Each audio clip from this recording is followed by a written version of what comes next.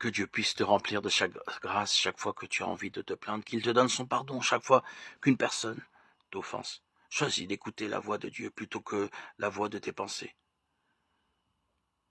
Qu'il puisse t'insuffler ton espoir quand ton cœur t'inspire le renoncement.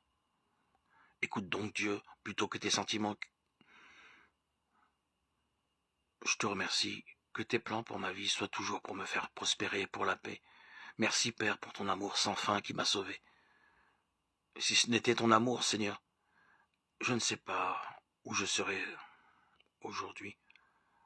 Le Seigneur Dieu m'enseigne ce que je dois dire pour encourager celui qui n'a plus de force. Chaque matin, il me réveille pour que j'écoute comme un bon disciple.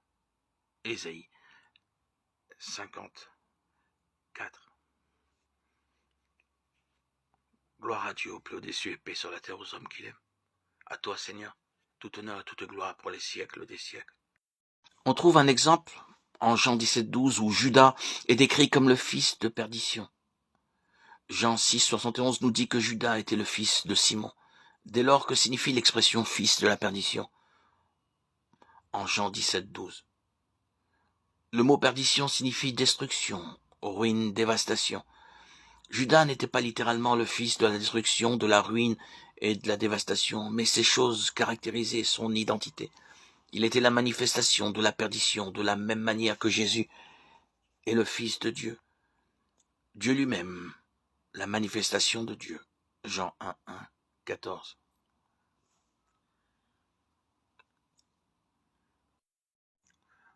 Les femmes ne sont en aucun cas immunisées contre la tentation sexuelle. Mais de manière générale, les hommes doivent beaucoup plus se débattre contre elles. Les hommes sont beaucoup plus nombreux que les femmes à commettre l'adultère.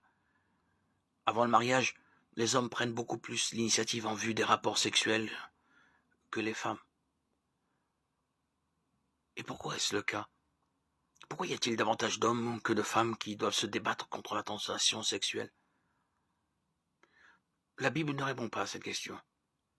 Mais elle dit clairement que l'immoralité sexuelle est toujours péché. Le fait qu'il est plus difficile pour les hommes de vaincre la tentation sexuelle n'est pas une excuse. Dieu n'accepte pas le fait qu'il est difficile de résister comme une excuse pour un homme, ni pour une femme qui pêche dans ce domaine. Encore une fois, l'immoralité sexuelle est toujours péché et nous devons donc vaincre la tentation sexuelle. 1 Corinthiens 6, 18. Qu'elle soit forte ou non, et que nous soyons un homme ou une femme. La Bible ne répond pas directement à la question de savoir pourquoi davantage d'hommes que de femmes doivent se débattre contre la tentation sexuelle, mais la biologie et la physiologie offrent un éclairage utile.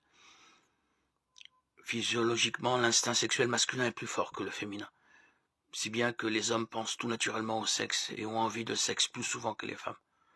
Surtout s'ils n'ont pas eu de rapport sexuel fréquent, récent.